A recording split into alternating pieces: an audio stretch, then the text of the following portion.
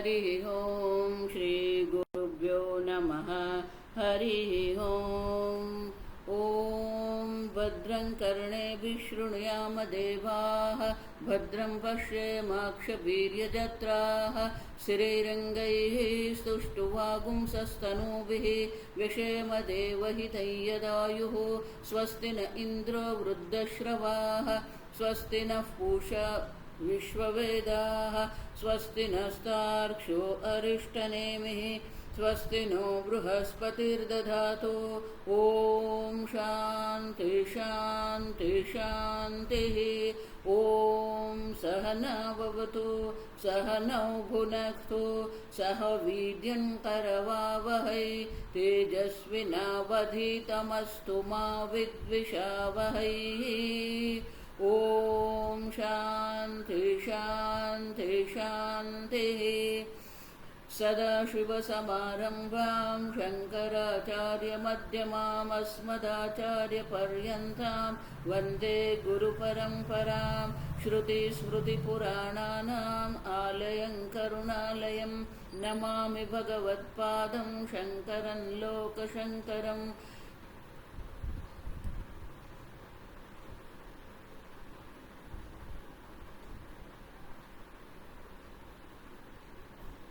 ईश्वरो गुरुरात्मेति मूर्तिभेदविभागिने व्योमवद्व्याप्तदेहाय दक्षिणामूर्तये नमः। निधये सर्वविद्यानां विषजे भवरोगिणां गुरवे सर्वलोकानां दक्षिणामूर्तये नमः। ॐ नमः प्रणवार्थाय शुद्धज्ञानैकमूर्तये निर्मलाय प्रशान्ताय दक्षिणामूर्तये नमः। प्रज्ञानां सुप्रधानैः स्थिरचरनिकरव्यापिभिर्व्याप्य लोकान् भुक्त्वा भोगान् स्थविष्ठान् पुनरपि धिषणोद्भासितान् कामजन्यान् पीत्वा सर्वान् विशेषान् स्वपिति मधुरभुङ् मायया भोजयन्नः। मायासङ्ख्यातुरीयं परममृतमजं ब्रह्म यत्तन्नतोऽस्मि। यो विश्वात्मा विदिजविषयान् प्राश्य भोगान् स्थविष्ठान् पश्चाच्चान्यान् स्वमतिविभवान् ज्योतिषा स्वेन सूक्ष्मान् सर्वानेतान् पुनरपि शनैः स्वात्मनि स्थापयित्वा हित्वा सर्वान् विशेषान् विगतगुणगणः पात्वसौ न स्तुरीयः।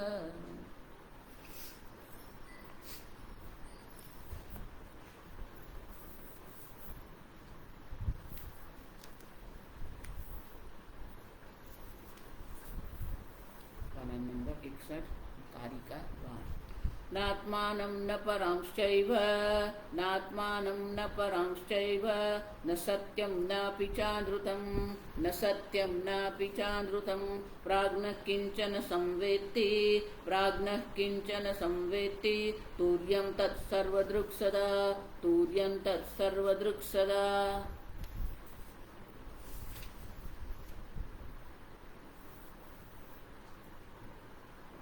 62 पाना पर दूसरी लाइन। तत्प्रसूतस्य अन्यथा ग्रहणस्य अपि अतः एव अभावः न हि सवितरी सदा प्रकाशात्मके तद्विरुद्धं प्रकाशनम् अन्यथा प्रकाशनं वा संभवति।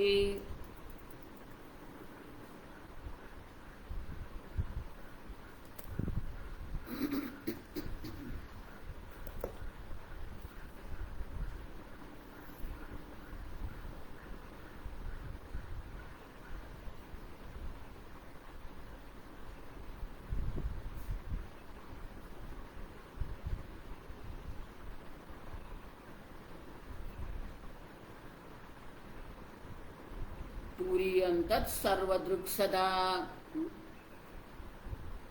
जो तुरीय है वो सर्व है और सर्वदृक् भी है। सदा एव इति सर्वं च तद्रुक् च इति सर्वदृक्। ये तुरीय आत्मा जो है वो सर्व भी है और सर्व का देखने वाला, सर्व का दृष्टा भी वही तुरीय है। अब देखो, दृश्य जगत जिसको कहते हैं वो सर्व भी तुरीय आत्मा ही है और दृष्टा जो है वो भी तुरीय आत्मा ही है। सर्वंच दृक् च तद्रुक् च सर्वदृक् तस्मा न तत्व अग्रहण लक्षणम बीजम। और इसीलिए ये स्वतः सिद्ध चिदात्मक स्वरूप जो चैतन्य स्वरूप आत्मा है उसमें कभी भी अज्ञान रूपी बीज कारण संभव नहीं है। तत्र तत् प्रसूतस्य अन्यथा ग्रहणस्य अपि अतः एव अभावः कारण अभावे कार्यानुपपत्ति ही। आनंद गिरी महाराज कहते हैं जब बीज भाव ही नहीं है, कारण ही नहीं है, कारण अभावे कार्य अनुपपत्ति है, तो कार्य भी संभव नहीं है। और इसलिए शंकराचार्य कहते हैं तत्प्रसूतस्य, वो बीज से जो उत्पन्न होता है वो अन्यथा ग्रहणस्य अपि अतः एव अभाव, इसी कारण से वो कार्य स्वरूप जो फल भाव जो है वो अन्यथा ग्रहण भी संभव नहीं है। आप समझिए, इसलिए तुरीय तत्व अग्रहण अन्यथा ग्रहण यो असंभव है। और इस प्रकार से तुरीय आत्मा में अग्रहण भी नहीं है और अन्यथा ग्रहण भी नहीं है, बीज भाव भी नहीं है, फल भाव भी नहीं है। तो उनके लिए दृष्टांत योजयति, तो शंकराचार्य जी उनके लिए दृष्टांत देते हैं। दृष्टांते न च साधयति, ये संभव क्यों नहीं है? चैतन्य स्वरूप आत्मा में किसी भी प्रकार से अविद्या रूपी बीज भी नहीं है और अन्यथा ग्रहण रूपी ये विश्व तेजस भी नहीं है। तो उनके लिए दृष्टांत देते, नहीं सवितरी सदा प्रकाशात्मके तद विरुद्धम अप्रकाशनम अन्यथा प्रकाशनम वा न संभवति। सदा प्रकाशात्मके सवितरी, जो सदा सर्वदा एक समान प्रकाशित हो रहा है, वो प्रकाश स्वरूप जो सविता सूर्य नारायण जो है उसमें उससे विरुद्ध अप्रकाशन भी संभव नहीं है, अन्यथा प्रकाशन भी संभव नहीं है। अप्रकाशन भी नहीं होता है और वो प्रकाश से अन्य किसी भी प्रकार से हम सूर्य नारायण को नहीं ग्रहण कर सकते। प्रकाशात्मक सूर्य नारायण को प्रकाशात्मक सूर्य नारायण के रूप में ही हम ग्रहण करते हैं, अग्रहण भी नहीं है, अन्यथा ग्रहण भी संभव नहीं है। तो इसलिए शंकराचार्य जी श्रुति माता का अवतरण करते हैं। नहीं दृष्टुः नहीं दृष्टुः दृष्टेः दृष्टेः विपरिलोपो विद्यते विपरिलोपो विद्यते इति श्रुतेः इति श्रुतेः। तो शंकराचार्य जी कहते हैं मैं नहीं कह रहा, गौड़पादाचार्य जी नहीं कह रहे हैं, ये दृष्टा जो है सबका, जो सर्वदृक् जो है उनका कभी, उनकी दृष्टि जो है वो दृष्टि का कभी भी विपरिलोप माने कि विनाश होता ही नहीं है। जिस प्रकार के सूर्य प्रकाशात्मक है उनके प्रकाश का कभी भी नाश नहीं होता है, उसी प्रकार से वो प्रकाशन क्रिया होती ही रहती है। सूर्य के सानिध्य में प्रकाशन क्रिया होती ही रहती, उसी प्रकार से सर्वदृक् जो आत्मा जो है दृष्टो हो दृष्टे है, ये दृष्टा जो है सर्वदृक् जो है उनकी दृष्टि का कभी भी विनाश होता ही नहीं, विपरिलोप होता ही नहीं है। और इस प्रकार से बृहदारण्यक उपनिषद का मंत्र का अवतरण करके कहते हैं अथवा अथवा जागृत स्वप्नयोः जागृत स्वप्नयोः सर्वभूत अवस्थः सर्वभूत अवस्थः सर्व वस्तुदृक् आभासः सर्ववस्तुदृक् आभासः तुरीय एव इति तुरीय एव इति सर्वदृक् सदा सर्वदृक् सदा।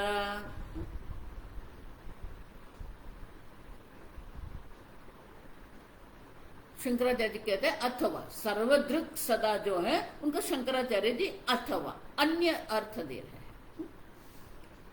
जागृत स्वप्नयोः सर्वभूत अवस्थः,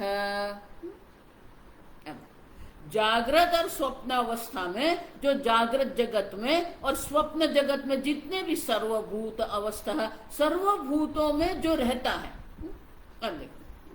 सर्वभूतों में स्थित होते हुए भी सर्व वस्तु दृक् आभास है। सर्व वस्तु दृक् जो है, सर्व वस्तु जो है उनका दृष्टा के रूप में, आभास मानी रूप में, तुर्यः एव इति सर्वदृक् सदा। सर्वभूतों में वही आत्मा, जो वही तुरीय आत्मा है, वो विलसित हो रहा है, सर्वभूत अवस्था है। सर्व वस्तु भी है, सर्वभूतों में जो स्थित है, सर्वभूतों में जो चैतन्य स्वरूप आत्मा उपलब्ध हो रहा है, वो भी वही तुरीय आत्मा है, और सर्व का दृष्टा भी वही तुरीय आत्मा है। तो बोले ऐसा क्यों कहते हो आप? तो उनके लिए मंत्र कहते हैं, नान्यदतः अस्ति द्रष्टृ, नान्यदतः अस्ति द्रष्टृ इत्यादि श्रुतेः, इत्यादि श्रुतेः।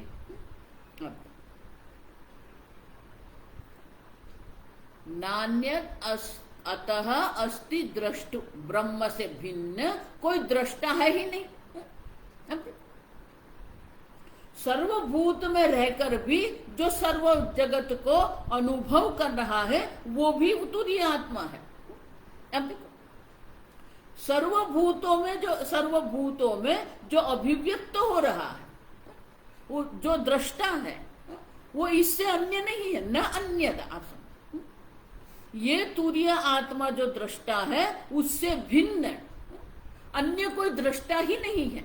सर्वभूतों में जो दृष्टा के क्षेत्रज्ञ के रूप में जो अभिव्यक्त हो रहा है, वो भी तुरीय आत्मा ही है। तो सर्वद्रष्टा जो है वो एक अद्वितीय चैतन्य स्वरूप आत्मा है, और इसलिए कहते हैं तुर्यम तु सर्वदृक् सदा। तुर्य तो सदा सर्वदा दृष्ट स्वरूप ही है। आप देखो,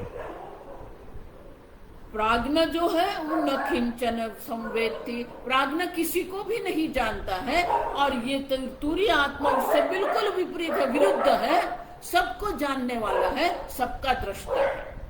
और इस प्रकार से प्राज्ञ और तुरीय जो है दोनों विरुद्ध है। आप समझो, एक में बीज अवस्था बीज अवस्था है, तुरीय में बीज अवस्था नहीं है। प्राज्ञ किसी को जानता नहीं है, तुरीय सबको जानता है, सबका दृष्टा है।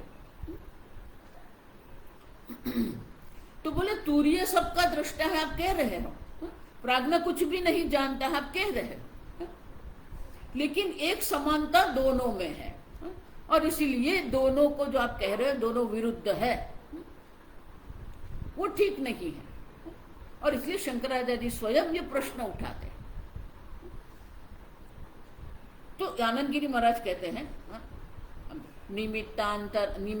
शंकराचार्य निमित्त अंतर प्राप्त शंका, निमित्त अंतर प्राप्त शंका निवृत्त्यर्थ अयम श्लोकः, निवृत्त्यर्थ अयम श्लोकः। निमित्त अंतर प्राप्त आशंका निवृत्त्यर्थ। जब ये चर्चा हो रही है, ये चर्चा के आधार पर एक निमित्त माने ये चर्चा का जो आधार है, उसके निमित्त से एक अन्य आशंका प्राप्त हो सकती है। अनुमान प्रयुक्ताम तुरीय अपि कारणबद्धत्वात् आशंका परिहरति। तो कारणबद्धता जो बीज के कारण कारणबद्धता प्राज्ञ में आप कह रहे हो, तो तुरीय में भी वो कारणबद्धता होगी। क्यों? क्योंकि दोनों में एक समानता है। क्या समानता है? वो कारिका में है। कारिका पर द्वैतस्याग्रहणं तुल्यं, द्वैतस्याग्रहणं तुल्यं उभयोर्प्राज्ञतुर्ययोः, उभयोः प्राज्ञतुर्ययोः बीजनिद्रायुतः प्राज्ञः, बीजनिद्रायुतः प्राज्ञः सा च तुर्येण विद्यते, सा च तुर्येण विद्यते।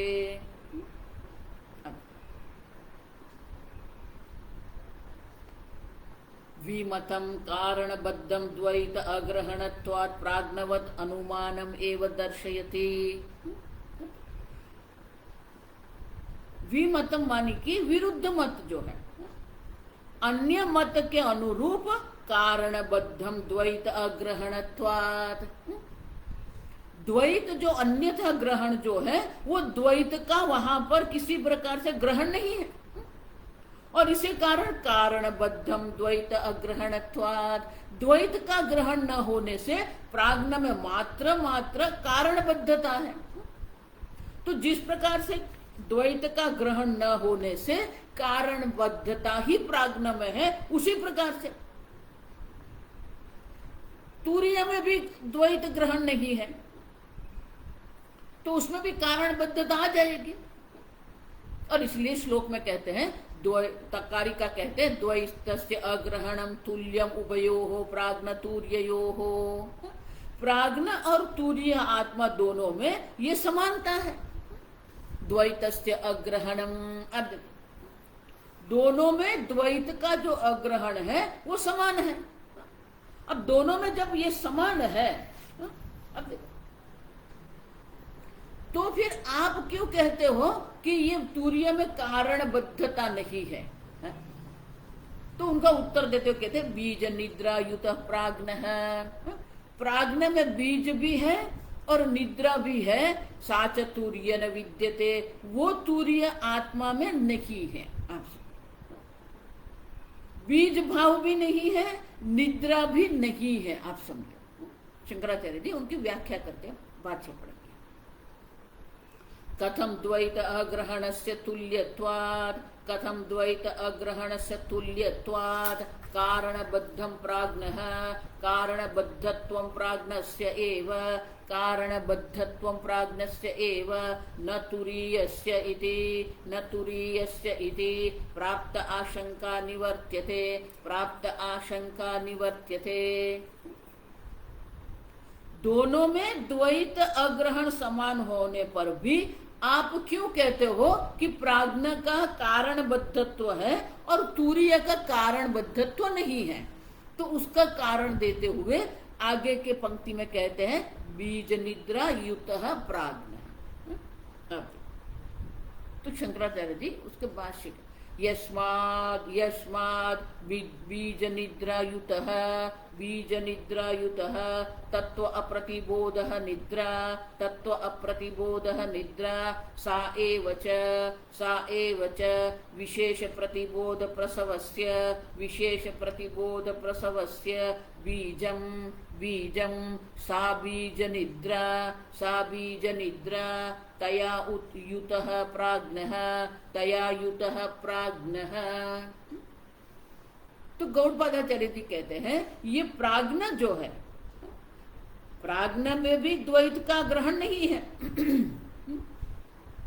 और तूर्य में भी द्वैत का ग्रहण नहीं है, लेकिन प्राज्ञ इससे युक्त है। आप देखो किससे युक्त है? बीज निद्रा युतः। आप देखो प्राज्ञ में बीज और निद्रा दोनों है। तो बोले बीज किसको कहते हैं? तो शंकराचार्य जी कहते हैं तत्व अप्रतिबोध निद्रा। तत्व को न जानना वो बीज है, सॉरी निद्रा है। आप समझो, तत्व का ज्ञान न होना वो क्या है? निद्रा है, अंधकार है। आप समझो, सा एव च विशेष प्रतिबोध प्रसवस्य बीज।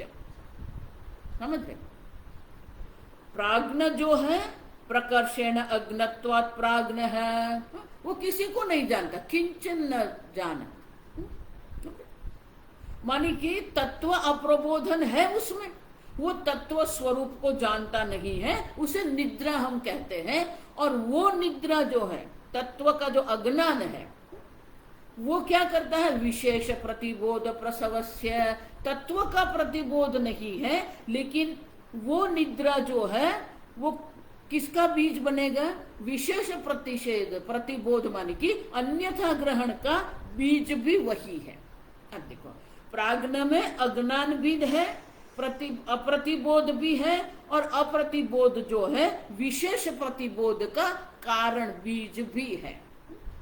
अप्रतिबोध है मानी अग्रहण है, विशेष प्रतिबोध है मानी अन्यथा ग्रहण का बीज भी प्राज्ञ में है।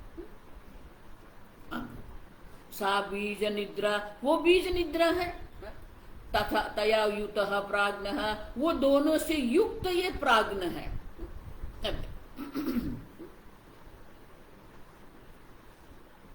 युतः मानी कि युक्त है, बंधा हुआ है।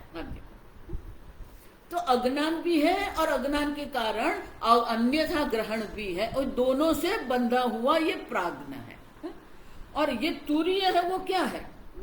अब देखो, तुरीय न विद्यते सदा, सदा दृक् स्वभावत्वात्, सर्वदृक् स्वभावत्वात्, तत्व अप्रतिबोध लक्षणा, तत्व अप्रतिबोध लक्षणा, निद्रा तुरीये न विद्यते, निद्रा तुरीये न विद्यते। अतः न कारणबद्धः तस्मिन् इति अभिप्रायः, तस्मिन् इति अभिप्रायः। सदा दृक् स्वभावत्वात्,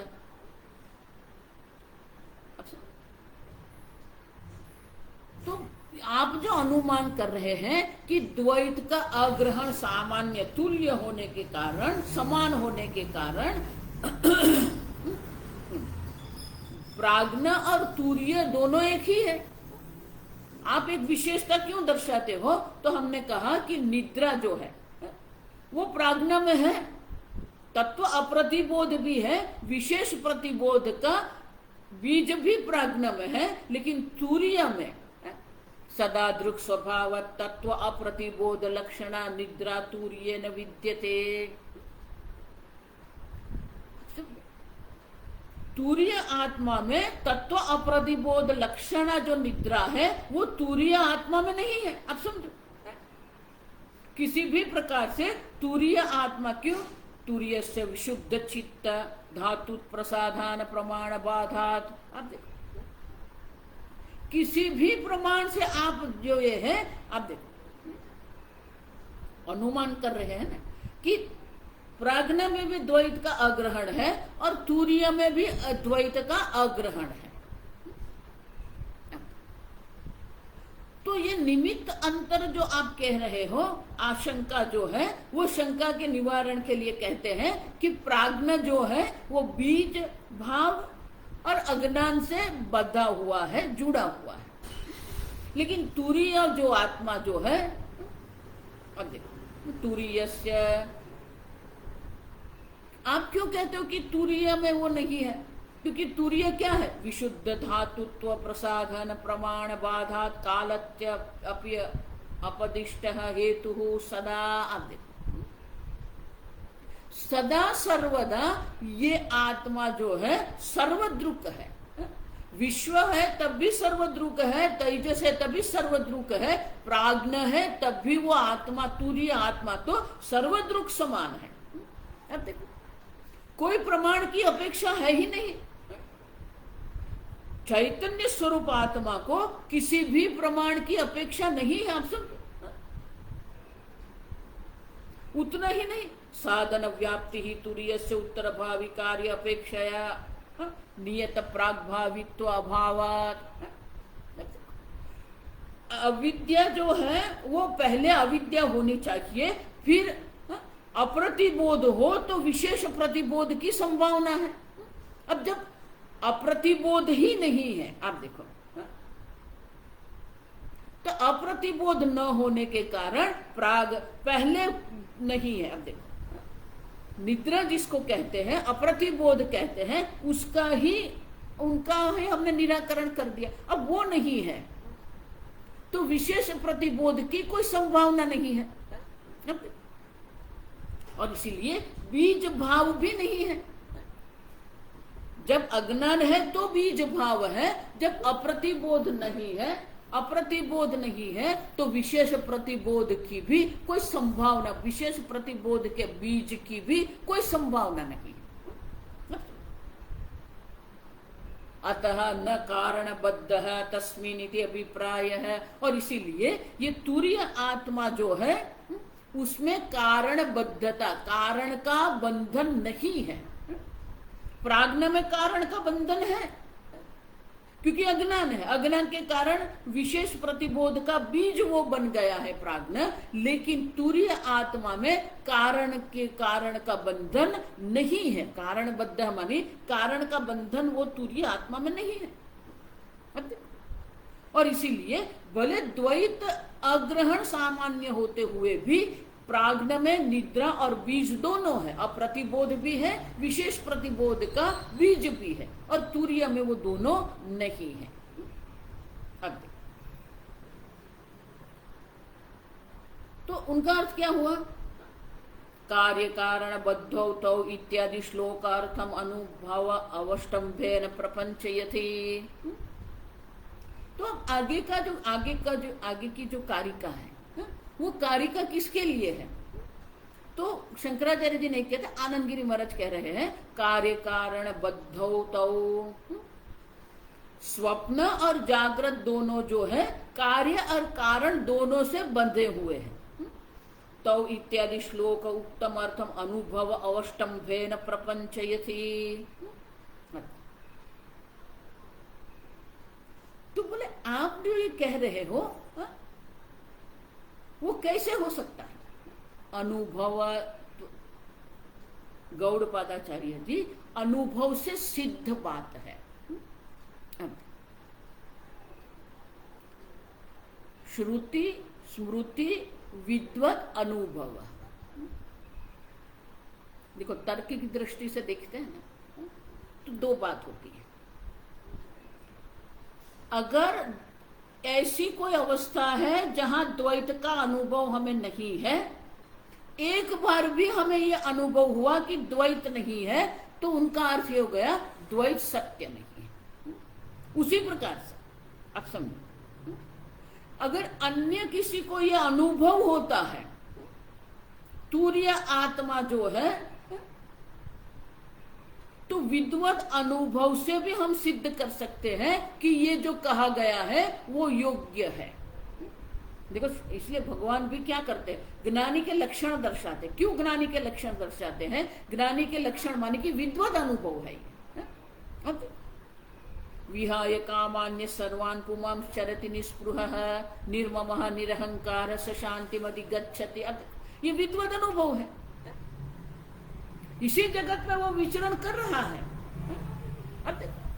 लेकिन किस प्रकार से? विहाय कामान्य, सर्व प्रकार की कामनाओं का त्याग हो गया है। क्यों? आनंद स्वरूप आत्मा के ज्ञान के बाद किसी भी प्रकार की कामना की कोई संभावना ही नहीं है। आत्मनिएव आत्मना तुष्ट, वो अपने आप में ही संतुष्ट है, अपने आप में ही वो रमण कर रहा है, अपने आप में ही वो आनंदित है।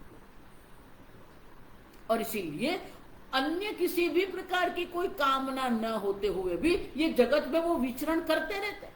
लेकिन विचरण करते समय उनकी भावना क्या है? निर्ममः निरहंकार है, कोई ममता भी नहीं, कोई अहंकार भी नहीं है। शांतिमधिगच्छति, उसे शांति की प्राप्ति होती है। तो ये विद्वत अनुभव है, आप समझो। उसी प्रकार से यहाँ पर भी अब गौड़पादाचार्य जी विद्वत अनुभव प्रकट कर रहे हैं। विद्वत अनुभव को आधार लेके आगे जो कहा गया है वो योग्य है, वो सिद्ध करते हैं। ननु तैजस्य एव स्वप्न प्रयुक्तम युक्तम न तो विश्वस्य।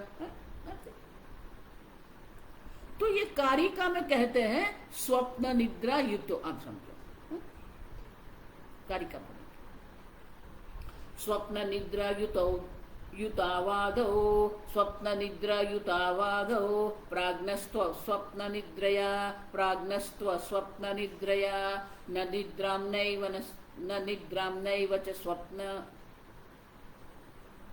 न निद्रां नैव च स्वप्नं, न निद्रां नैव च न स्वप्नं, तुर्ये पश्यन्ति निश्चिताः, तुर्ये पश्यन्ति निश्चिताः। स्वप्न निद्रा युतो आदौ, आदौ माने विश्व तेजसो। पहले दो जो है वो स्वप्न और निद्रा से युक्त है, बंधे हुए हैं। प्राज्ञ तो अस्वप्न निद्रया, प्राज्ञ जो है वो क्या है? अस्वप्न है और निद्रा से युक्त है। अस्वप्न माने स्वप्न वहां नहीं है, अन्यथा ग्रहण नहीं है, निद्रया मान की अग्रहण से युक्त है। लेकिन जो तूर्य आत्मा वो क्या है? न निद्रा नैव च स्वप्नम तूर्य। तूर्य में न तो स्वप्न है, तूर्य में न तो निद्रा है। क्यों? पश्यन्ति निश्चिताः, जो ब्रह्मज्ञानी लोग हैं वो ये स्पष्ट रूप से देखते हैं कि आत्मा में न तो अग्रहण है, निद्रा है, न स्वप्न है, अन्यथा ग्रहण है। लेकिन ये तो स्वप्न की बात आपने की, जागृत की बात क्या है? और इसीलिए आनंद गिरी महाराज कहते हैं, ननु तैजसस्य एव स्वप्न प्रयुक्तत्वं युक्तम न तु विश्वस्य प्रबुध्यमानस्य तद्योगः युज्यते प्रबुध्यमानत्व व्याघातात्। बोले ये तो विरुद्ध हो गया।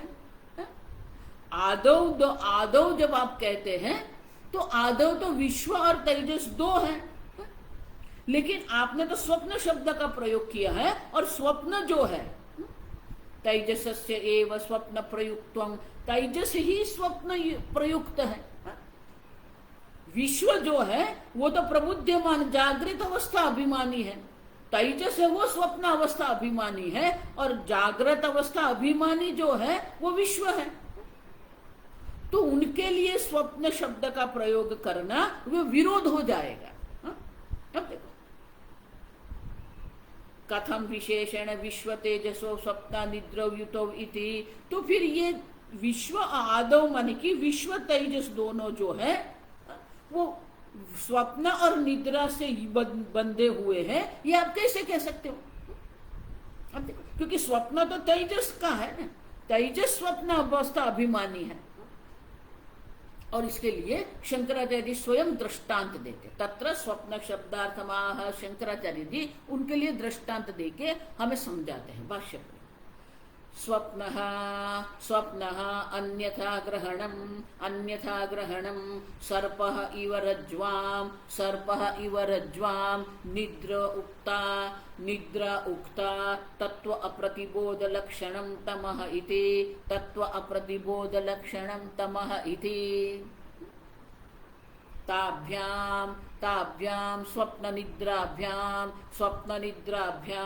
युक्तौ विश्वतैजसौ यथा रज्ज्वां सर्पः गृह्यमाणः अन्यथा गृह्यते तथा आत्मनि देहादिग्रहणम् अन्यथा ग्रहणम्। स्वप्न जिसको कह रहे हैं, तो जब गौड़पादाचार्य जी स्वप्न शब्द का प्रयोग करते हैं तो उनका प्रयोजन क्या है? अन्यथा ग्रहणम। स्वप्न मानी अन्यथा ग्रहण, तो जागृत अवस्था में भी क्या है? अन्यथा ग्रहण भी है। तो जागृत अवस्था में भी अन्यथा ग्रहण है, स्वप्न अवस्था भी अन्यथा ग्रहण है, और इसीलिए दोनों का, जागृत और स्वप्न अवस्था अभिमानी दोनों का स्वप्न शब्द से ही निर्देश किया गया है। जिस प्रकार से रज्जु में सर्प के अन्यथा ग्रहण होता है, उसी प्रकार से ये दोनों जो है, स्वप्न कहो या जागृत कहो, दोनों की समानता ये है कि दोनों अन्यथा ग्रहण है, और इसीलिए दोनों अन्यथा ग्रहण को एक ही शब्द स्वप्न के द्वारा यहाँ कहा गया है। और निद्रा क्या है? निद्रा उक्ता, निद्रा तो हम कह के गए, तत्व अप्रतिबोध लक्षणम तमः इति। निद्रा तो तत्व का अप्रतिबोध है, अज्ञान है। तो स्वप्न मानी अन्यथा ग्रहण है और निद्रा मानी अग्रहण है। ताभ्याम मानी ग्रहण, अग्रहण, अन्यथा ग्रहण दोनों से बंधे हुए कौन है? स्वप्न निद्राभ्याम युक्त विश्व तेजसो।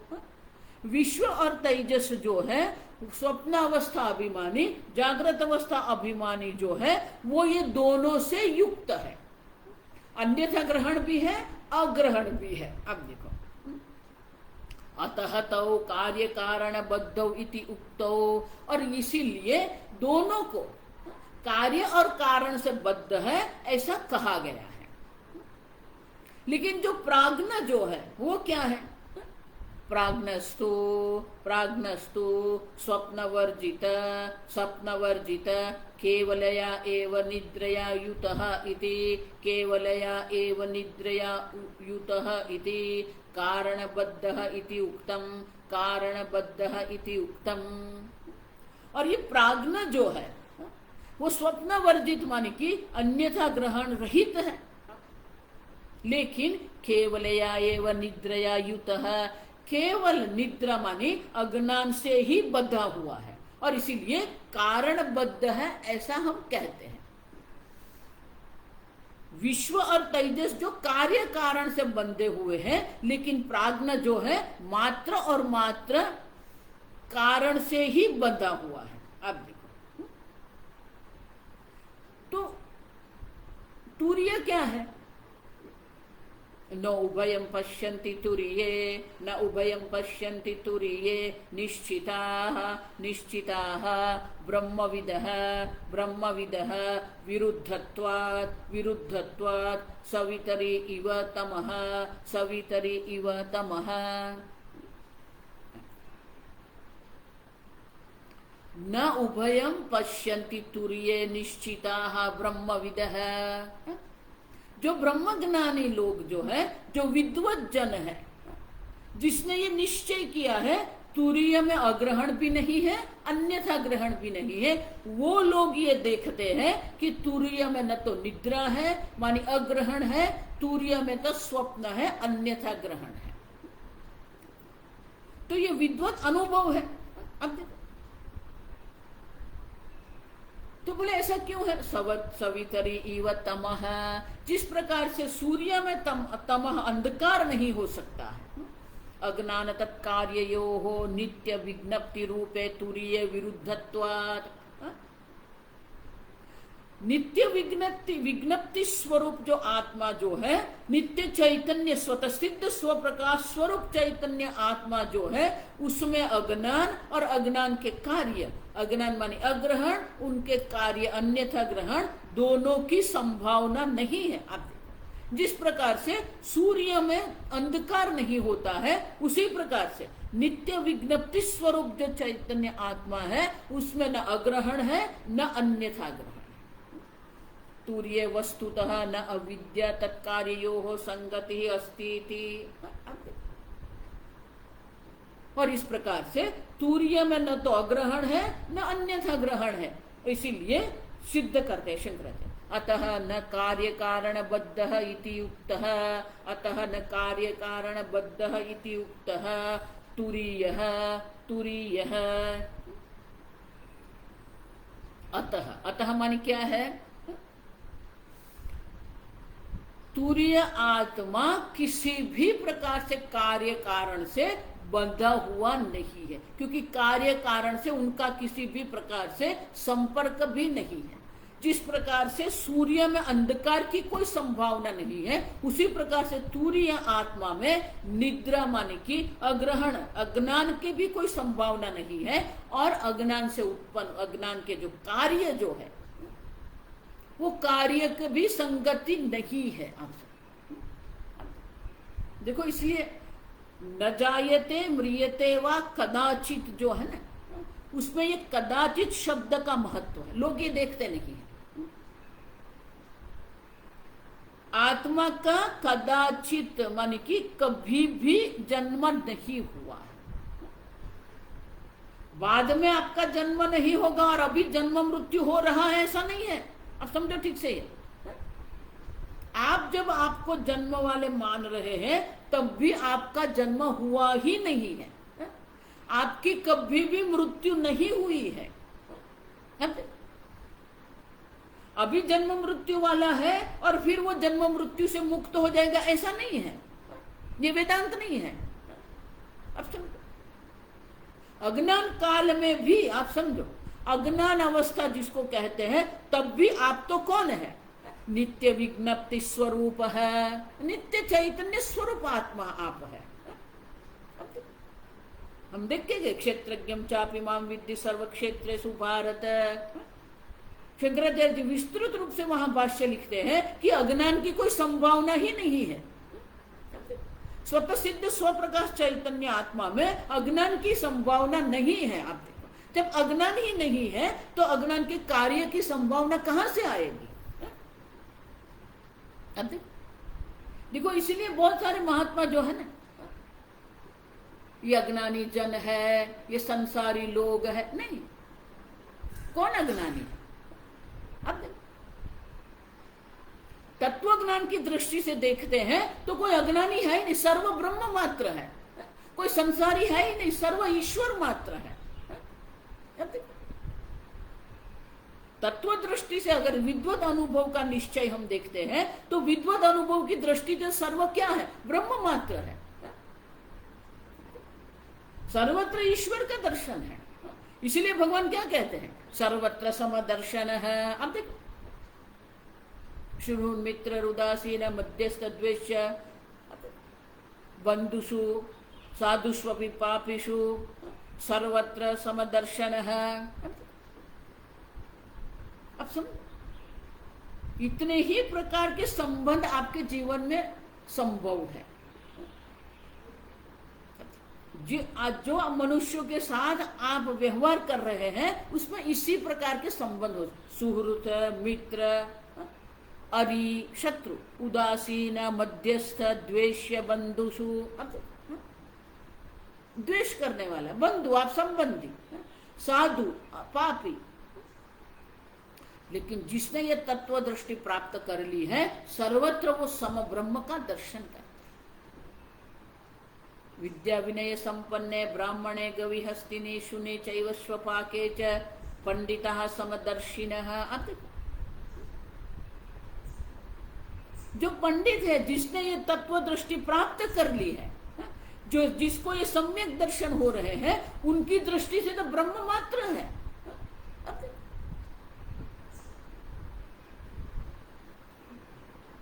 आप भी जब अपने आप को इस प्रकार से अल्प मान रहे हैं, मनुष्य मान रहे हैं, स्त्री पुरुष मान रहे हैं, माता पिता मान रहे हैं, तब आप तो कौन है?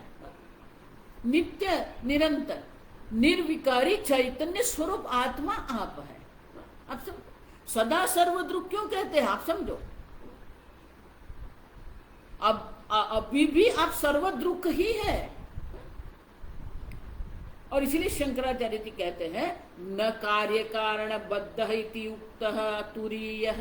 ये तुरीय आत्मा जो है किसी भी प्रकार से कार्य कारण से बंधा हुआ नहीं है, बंधा हुआ है ही नहीं। न उनका जन्म है न उनकी मृत्यु है, कदाचित। आप देखो, जब आप सर्प देख रहे हैं तब भी सर्प वहां नहीं है।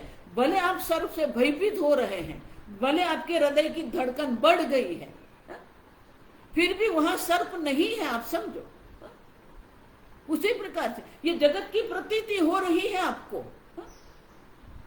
अग्रहण की प्रतीति होती है, अन्यथा ग्रहण की प्रतीति होती है, लेकिन दोनों नहीं है। न स्वप्न निद्रा नैव च स्वप्नम, न निद्रा है न स्वप्न है तुरीय में।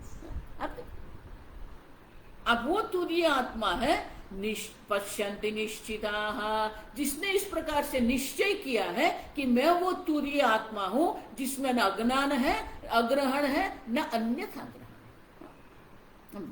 ये निश्चिता शब्द क्यों प्रयोग करते हैं? क्योंकि जो शिष्य है उनको भी ये निश्चय करना पड़ेगा, मैं पूर्ण ब्रह्म स्वरूप हूं। शास्त्र गुरु तो उपदेश कर रहे हैं, अब समझो, लेकिन आपका निश्चय क्या है आपके बारे में? अब आप अपने आप को उपाधि की दृष्टि से अभिप्राय बनाते रहेंगे तो शास्त्र कुछ नहीं कर सकते।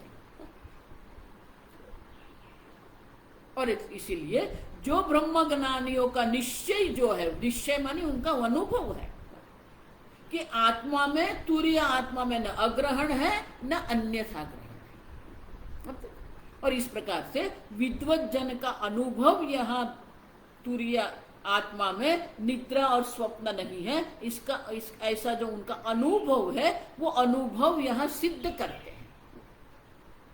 कोई काल्पनिक बात नहीं है, आप समझो। विद्वत जन का ये निश्चय है। आप समझो,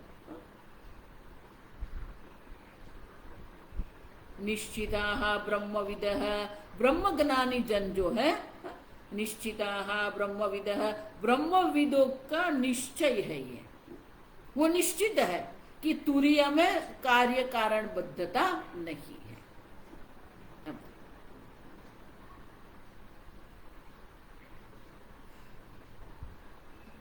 तो बोले ये जो निश्चय करना है ना, आपने कहा निश्चिताः ब्रह्मविदः, ब्रह्मविद जन वो है जिसने ये निश्चय कर दिया है कि न अग्रहण है न अन्यथा ग्रहण। तो इसीलिए आगे श्लोक में शंकराचार्य जी कहते हैं कदा तुरीये निश्चितः भवति निश्चितः भवति इति उच्यते।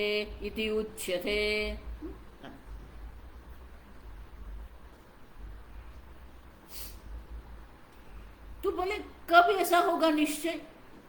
कदा तुरीय निश्चितः भवति इति। तो कब ये तुरीय में, तुरीय विषय सप्तमी इसको कहते हैं, तुरीय के बारे में इस प्रकार का निश्चय कब होता है? तो उनका उत्तर जो है ये हमें देते हैं। कब अग्रहण है कब अन्यथा ग्रहण है, वो तुरीय, वो कारिका में हमें गौडपादाचार्य जी समझा दे। कदा तर्हि स्वप्न भवति इति अपेक्षयाम आह अन्यथा ग्रहण, निद्रा तर्हि कदा इति संदिहन प्रत्याह निद्रा इति। तो कब अन्यथा ग्रहण है कब अग्रहण है, अब कब दोनों नहीं है, समझ रहे? कब अन्यथा ग्रहण है कब अग्रहण है और कब दोनों का ग्रहण नहीं होता है, माने कि वो निश्चय कब होता है। तो उनके लिए ये कारिका है, कारिका पढ़ेंगे 15वीं। अन्यथा गृह्णतः स्वप्नः, अन्यथा गृह्णतः स्वप्नः, निद्रा तत्त्वमजानतः, निद्रा तत्त्वमजानतः, विपर्यासे तयोक्षीणे, विपर्यासे तयोक्षीणे, तुरीयं पदमश्नुते, तुरीयं पदमश्नुते।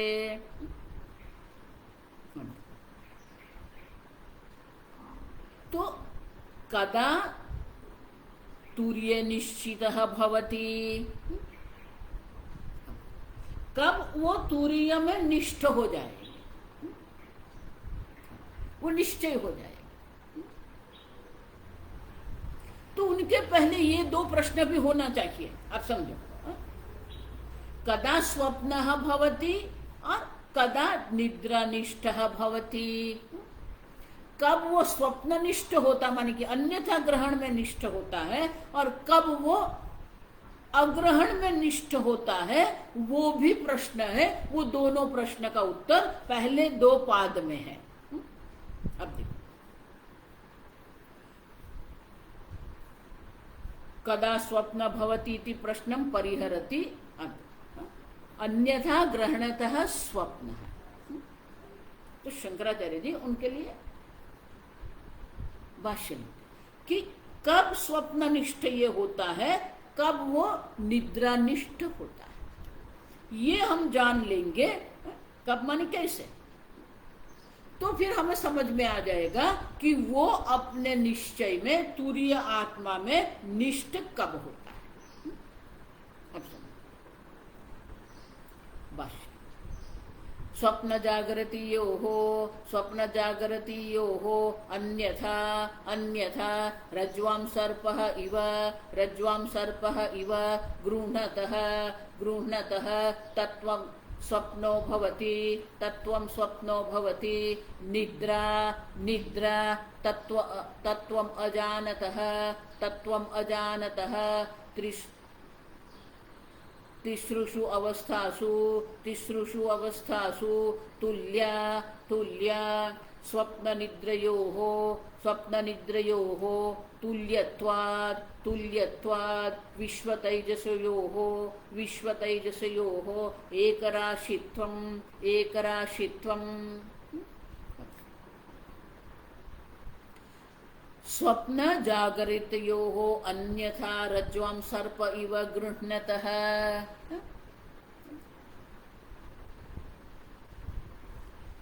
स्वप्न और जागृत, स्वप्न और जागृत अवस्था अभिमानी जो है, अन्यथा गृह्णतः, जब अन्यथा ग्रहण कर रहे हैं तो उसको हम स्वप्न कहते हैं। अब अन्यथा ग्रहण होते, गृह्णतः, अब ये कारण है, अन्यथा ग्रहण होने के कारण वो स्वप्न अवस्था जागृत अवस्था है। तो स्वप्ननिष्ठ कब होता है? जब अन्यथा ग्रहण होता है तब वो स्वप्ननिष्ठ होता है। तत्वम अजानतः, जब वो तत्व को जानता नहीं है तब वो निद्रानिष्ठ है। निद्रा तत्व अजानत तिसृषु अवस्थासु तुल्य निद्रा, तीनों अवस्था में अग्रहण जो है वो तुल्य है, समान है। तो जब अन्यथा ग्रहण है तब स्वप्न अवस्था अभिमानी, जागृत अवस्था अभिमानी वो बन जाता है। जब निद्रा अवस्था जब है, सुषुप्ति अवस्था जब होती है तब वो अजानतः अग्रहण होता है, निद्रानिष्ठ होता है, स्वप्ननिष्ठ होता है।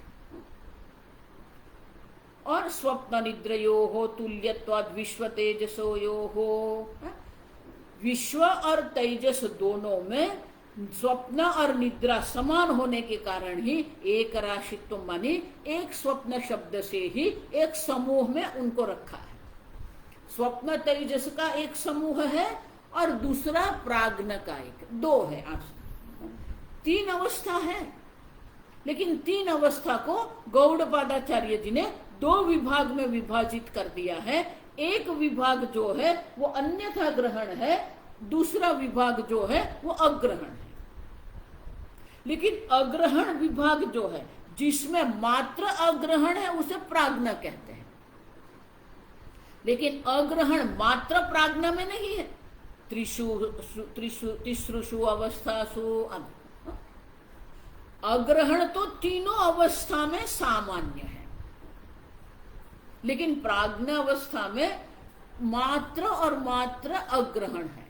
और स्वप्न और जागृत अवस्था जो है विश्व तेजस है, वो उसमें अन्यथा ग्रहण अग्रहण दोनों है। तो फिर प्राज्ञ को आप अग्रहण क्यों कहते हो? दो हुए, आप समझो। एक अन्यथा ग्रहण है, जब अन्यथा ग्रहण होता है तब वो विश्व है, जागृत अवस्था अभिमानी है, वो तेजस है, स्वप्न अवस्था अभिमानी है, एक है। दूसरा वो क्या है? वो प्राज्ञ है जिसमें केवल और केवल अग्रहण है। तो ऐसा क्यों कहते हो आप? तो आगे कहते अन्यथा ग्रहण प्राधान्यात्, अन्यथा ग्रहण प्राधान्याच्च गुणभूता निद्रा इति, गुणभूता निद्रा इति तस्मिन् विपर्यासः स्वप्नः, तस्मिन् विपर्यासः स्वप्नः।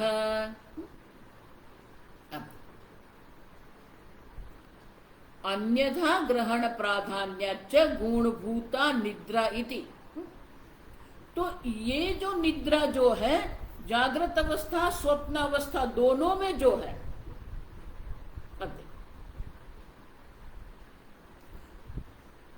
तो आप क्यों कहते हो स्वप्न अन्यथा गृह्णतः स्वप्न?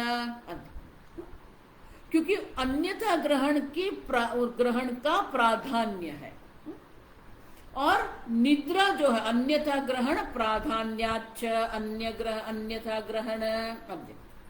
स्वप्न और जागृत में अन्यथा ग्रहण की प्रधानता है। गुणभूता निद्रा, गुणभूता माने गौण। निद्रा अग्रहण जो है वो स्वप्न अवस्था अभिमानी विश्व में, और जागृत अवस्था स्वप्न अवस्था अभिमानी तेजस, जागृत अवस्था अभिमानी विश्व में, ये निद्रा जो है वो गौण है।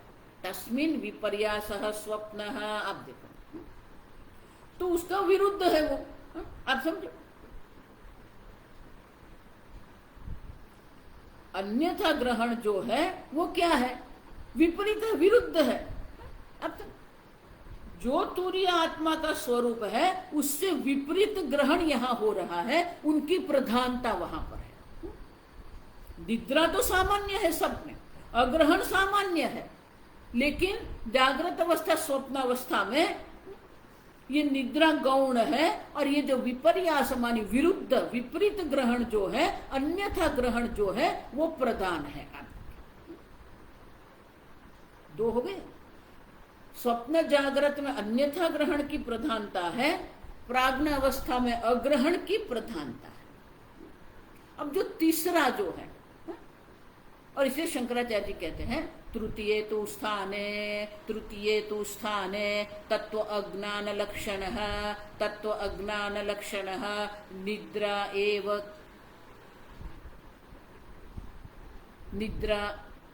एव केवला विपर्यासः। तृतीये तु स्थाने तत्व अज्ञान लक्षण निद्रा एव केवल विपर्यासः। स्वप्न जागृत में जो है वो अन्यथा ग्रहण का विपरीत ज्ञान है। विपर्यास माने विरुद्ध। आप समझो, विपर्यास माने क्या है? विरुद्ध ज्ञान है।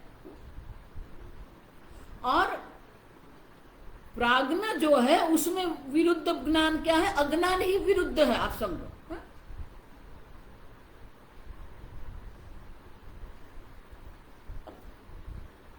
तो निद्रा एव केवल विपर्यासः। तो मात्र निद्रा मानी अज्ञान जो है वो अज्ञान मात्र ही उसमें है। आप देखो, विपरीत ज्ञान है। जागृत स्वप्न दोनों में तो अन्यथा ग्रहण भी है, लेकिन यहां तो मात्र और मात्र निद्रा है, वही विरुद्ध है, विपर्यास है। क्यों? क्योंकि वो तो नित्य चैतन्य स्वरूप आत्मा है, उसमें जो निद्रा है वो क्या है? विपर्यास है, विरुद्ध है।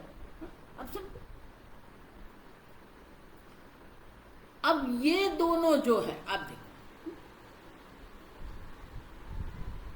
अन्यथा ग्रहण और अग्रहण, और इसलिए आगे शंकर अतः तयोः कार्य कारण स्थानयोः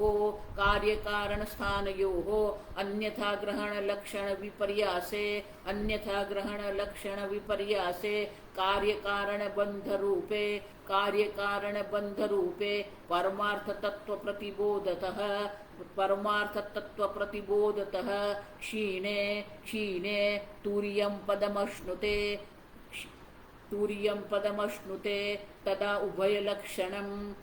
उभयलक्षणं बन्धरूपं तत्र अपश्यन् तुरीये निश्चितः भवतीत्यर्थः। तुरीय आत्मा क्या है? तुरीय आत्मा में ये निश्चय कब होता है? तयोः क्षीणे तुरीयं पदमश्नुते। तयोः क्षीणे, अन्यथा ग्रहण अग्रहण दोनों का जब क्षय हो जाता है, तयोः कार्य कारण स्थानयोः अन्यथा ग्रहण लक्षण विपर्यासे। तो ये दोनों का जब क्षय हो जाता है, अब तो क्षीण कब होता है? जब अपने स्वरूप का ज्ञान हो जाता है, ब्रह्म ज्ञान जब होता, अयमात्मा ब्रह्म इति, अयमात्मा ब्रह्म है, ये निश्चय जब होता है तो ये तीनों का क्षय हो जाता है। अब लक्षण विपर्यासे कारण बंध रूपे परमार्थ तत्व प्रतिबोधतः। परमार्थ तत्व का जब बोध होता है तो ये कार्य कारण का जो बंध रूप जो है उनका भी क्या? क्षीण है, दोनों का क्षय हो जाता है। ज्ञान से ही है, आप समझो। परमार्थ तत्व प्रतिबोधतः, परमार्थ तत्व का प्रतिबोध के कारण, तह मानी कारण दर्शाते कि कारण क्या होता है, अन्यथा ग्रहण विपर्यासे कार्य कारण बंध रूपे क्षीणे, कार्य कारण का जो बंधन है वो बंधन का क्षय हो जाता है।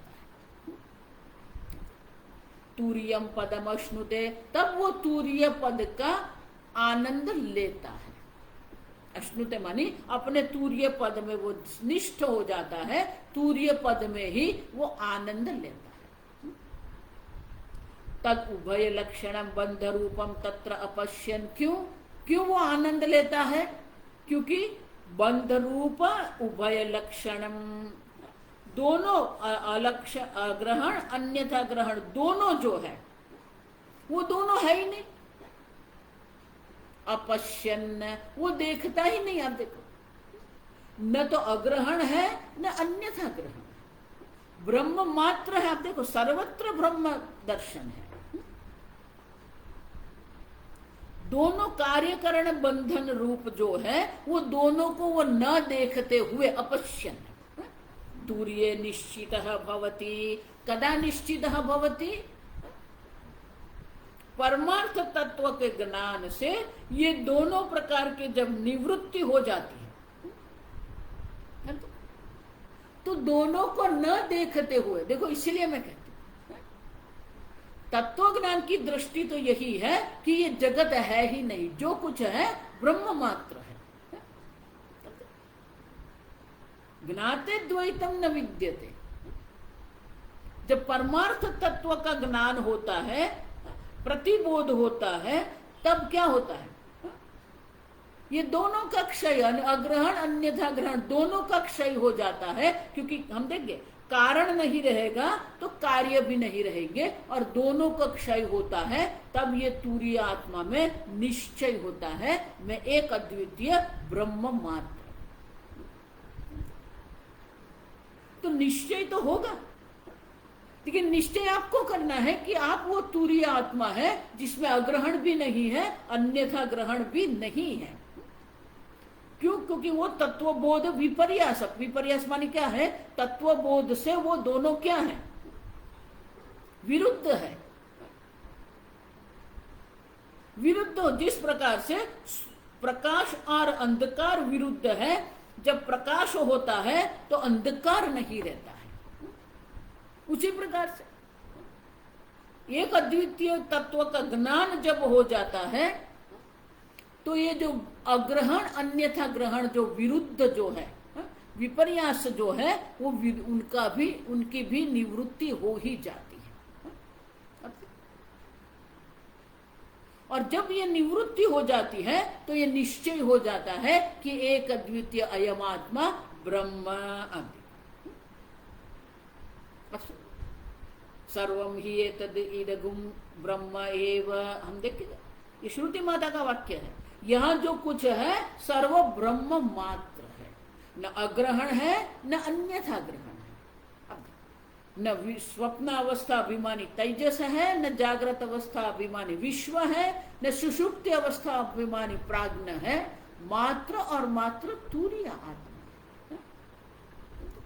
सर्व ही एतद्गुम सर्व ब्रह्म, एतद्गुम ब्रह्म एव। यहाँ जो कुछ है सर्व ब्रह्म मात्र ही। देखो ये मंत्र है, और वो ब्रह्म का है, अयम आत्मा ब्रह्म। वो ब्रह्म ये आत्मा तूर्य आत्मा है, जिसका ये निश्चय हो गया है, उनके लिए ये दोनों नहीं है, न ग्रहण है न अन्यथा। आगे हम कल देखेंगे।